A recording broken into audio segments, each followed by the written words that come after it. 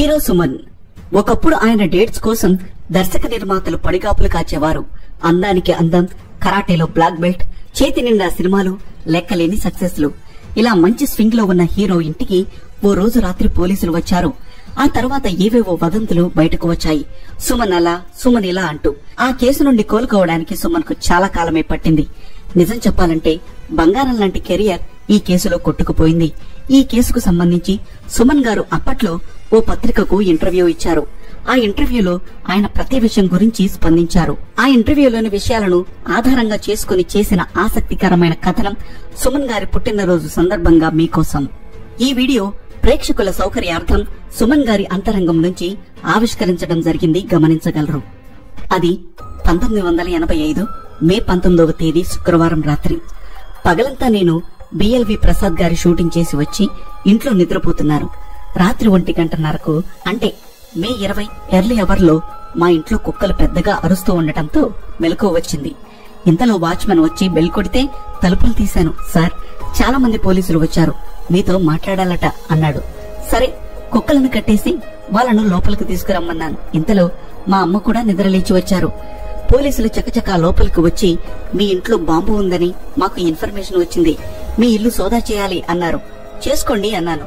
కొద్దిసేపటికి ఏమీ దొరకలేదని వచ్చారు పోలీసులు. మీరు మా వెంట పోలీస్ స్టేషన్ కు రావాలి, మీ మీద కొన్ని కేసులున్నాయి అన్నారు. ఏం మాట్లాడుతున్నారు మీరు అని నేను వాదనకు దిగేలోపు మా అమ్మగారు, నువ్వే తప్పు చేయనప్పుడు నీకెందుకు భయం, పోలీసులకు కోఆపరేట్ చేయటం మన కర్తవ్యం, నువ్వెళ్ళు అన్నారు. సరే, పోలీస్ స్టేషన్ కు వెళ్లాను. విచారించి అరగంటలో పంపిస్తామని చెప్పిన వాళ్లు రాత్రి 2, 3, 4, 5 గంటలైనా నన్నెవ్వరూ పట్టించుకోలేదు. తెల్లారిపోయింది. తెల్లారి 8 గంటలకు అమ్మ, మా మేనేజర్ సారథి వచ్చారు. వాళ్ళకేం చేయాలో పాలుపోవడం లేదు.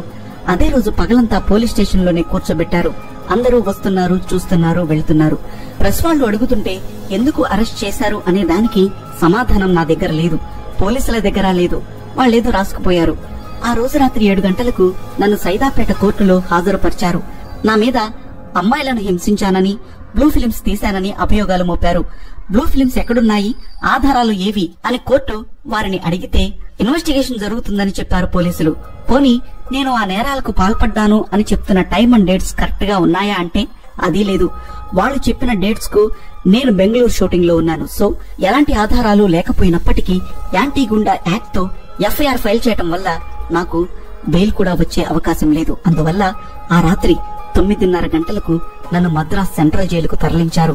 సాధారణ ఖైదీలను, నేరస్తులను ఉంచే సెల్లో కాకుండా అత్యంత ప్రమాదకరమైన టెర్రరిస్టు, హంతకులు, దేశద్రోహులు, మానసిక ఉన్మాదులను ఉంచే డార్క్ సెల్లో పడేశారు. నా జీవితంలో నేను మర్చిపోలేని కాలరాత్రులు ప్రారంభమైన ఆ రోజు మే 20, 1985. అంతకుముందు చాలా కాలం నుండి ఆ సెల్లో ఎవరూ లేరేమో. భయంకరమైన దుర్గంధం మధ్య బొద్దింకలు, చీమలు, ఎలుకలతో సహజీవనం చేయాల్సి వచ్చింది. తిండి లేదు, నిద్ర లేదు. ఏం జరిగిందో, ఎందుకు జరుగుతుందో తెలియని స్థితి. అలాగే శూన్యంలోకి జారుకున్నాను. తెల్లవారి పేపర్లలో అరెస్టెడ్ అనే హెడ్లైన్స్ తో రకరకాల కథనాలను మోసుకొచ్చాయి. ఆ రోజు సాయంత్రం విజిటింగ్ అవర్స్ లో మా అమ్మ, మేనేజర్ సారథి వచ్చారు. అమ్మ నన్ను ఓదార్చాలో, నేను అమ్మను ఓదార్చాలో తెలియని దారుణ స్థితి అది. ఒక రెస్పెక్టెడ్ అండ్ ఎడ్యుకేటెడ్ ఫ్యామిలీలో పుట్టి చిన్న వయసు నుండి ఎలాంటి రిమార్క్ లేని డిజర్వ్డ్ లైఫ్ గడిపిన నేను అలాంటి దుర్భర జీవితానికి డిజర్వ్డా అని ప్రశ్నించుకుంటే గుండె బద్దలయ్యేది. కాని ఏం చేయలేని నిస్సహాయత. అమ్మ నాకు ధైర్యం చెప్పి వెళ్లి కనిపించిన ప్రతి లాయరు, ప్రతి ఆధారాన్ని వదలకుండా నా రిలీజ్ కోసం ప్రయత్నాలు చేస్తూ న్యాయ పోరాటం చేసింది. ఒకవైపు అమ్మ తన న్యాయ పోరాటం చేస్తున్నారు, యువతల చీకటి సెల్లో బాధ నాదే, ఓదార్పు నాదే, గాయము నేనే, మందు నేనే. ఒక మనిషి ఇతరుల నుండి ఉపశమనం పొందటం వేరు, కాని తనను తానే ఓదార్చుకొని తనకు తానే బలంగా నిలవటం ఎలాగో నాకు జీవితంలో తొలిసారి అనుభవంలోకి వచ్చింది. కొద్ది రోజులు గడిచిపోయాయి. తమిళనాడులోని రాజకీయ పార్టీ అయిన ద్రవిడ మునేట్ర కళగం అధ్యక్షుడు కరుణానిధి గారు ఒక రాజకీయ ఖైదీగా సెంట్రల్ జైలుకు వచ్చారు. అక్కడ నేను ఒంటరిగా డార్క్ సెల్లో పడి ఉండటం చూసి చలించిపోయారు. అతని మీద ఉన్న ఆరోపణలేమిటి, మీరు అతనికి ఇస్తున్న ట్రీట్మెంట్ ఏమిటి, అతడు దోషి అని తేలకుండా డార్క్ సెల్లో ఎలా ఉంచుతారు మీరు అని జైలు సూపరింటెండెంట్ మీద మండిపడ్డారు. అతన్ని సాధారణ సెల్కు మార్చకపోతే చాలా తీవ్ర పరిణామాలు ఎదుర్కోవాల్సి వస్తుంది అని హెచ్చరించడంతో నా చీకటి శిక్ష వెలుతురులోకి మారింది. కరుణానిధి గారికి మనసులోనే నమస్కరించుకున్నాను. జైల్లో పడిన తొలి రోజుల్లోనే దుర్భర జీవితాన్ని చవిచూసిన నాకు మిగిలిన జైలు జీవితం పెద్దంత కష్టంగా అనిపించలేదు. దానికి తోడు సినిమా గ్లామర్ కారణంగా తోటి ఖైదీలందరూ నన్ను స్పెషల్ గా చూసేవాళ్లు. వద్దన్నా వినకుండా ఒళ్ళు పట్టేవాళ్లు, బట్టలు తికేవాళ్లు. అక్కడ రకరకాల ఖైదీలు ఉండేవారు. నిజమైన దోషులు, ఏ నేరం చేయని నిర్దోషులు, నక్సలైట్లు, టెర్రరిస్టులు. 9 మందిని హత్య చేసి తమిళనాడులో సంచలనం సృష్టించిన ఒక ఖైదీ, తమిళనాడు నేర చరిత్రలోనే ఒళ్లు గగురు పొడిచే హత్యలు చేసిన ఆటో శంకర్, ఇలా చాలా మంది సహఖైదీల మధ్య 5 నెలలు గడిచిపోయింది. నా మీద పెట్టిన కేసులు ఏమిటో, వాటి సెక్షన్లేమిటో, అది ఎంత అన్యాయమైన కేసు ఎడ్యుకేటెడ్ ఖైదీలైన నక్సలైట్లు చెప్తుంటే నాకు ఆశ్చర్యం వేసేది. ఛార్జ్ షీట్ దాఖలు చేయకుండా కేవలం ఎఫ్ఐఆర్ మీద ఒక ఖైదీని, అది నాలాంటి పాపులర్ పర్సన్ ను ఉంచడం ఎంత చట్ట వ్యతిరేక చర్య చెప్తుంటే నా నిస్సహాయత మీద నాకే కోపం వచ్చేది. ఫిలిం ఇండస్ట్రీలో ఎవరూ పట్టించుకోలేదు. నాతో సినిమాలు తీస్తున్న నిర్మాతలు మాత్రం అప్పుడప్పుడు వచ్చి ఏం జరుగుతుందో, ఎప్పుడు రిలీజ్ అవుతానో ఎంక్వైరీ చేసుకుని వెళ్లేవారు. అలాంటి స్థితిలో ఇద్దరు హీరోయిన్స్ మాత్రం నా తరఫున గలమెత్తారు. సుమన్ మాకు బాగా తెలుసు, అతను ఎలాంటి నేరము చేయడు, అతను చాలా రిజర్వ్డ్ అండ్ డిగ్నిఫైడ్ పర్సన్, దీని వెనుక ఏదో కుట్ర ఉంది అని కుముదం అనే తమిళ పత్రికలో ధైర్యంగా ఇంటర్వ్యూ ఇచ్చింది హీరోయిన్ సుహాసిని గారు.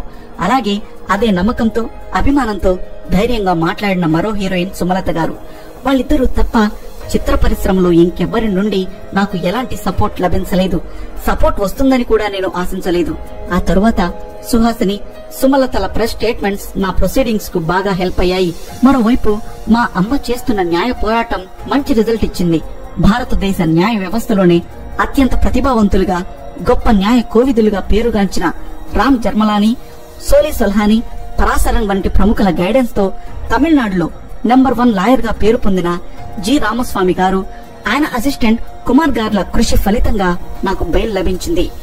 నాన్ బెయిలబుల్ యాక్ట్ కింద అరెస్ట్ అయిన వ్యక్తికి బెయిల్ రావటం అన్నది ఇండియన్ జ్యుడిషియరీలో ఎప్పుడూ జరగని అద్భుతం.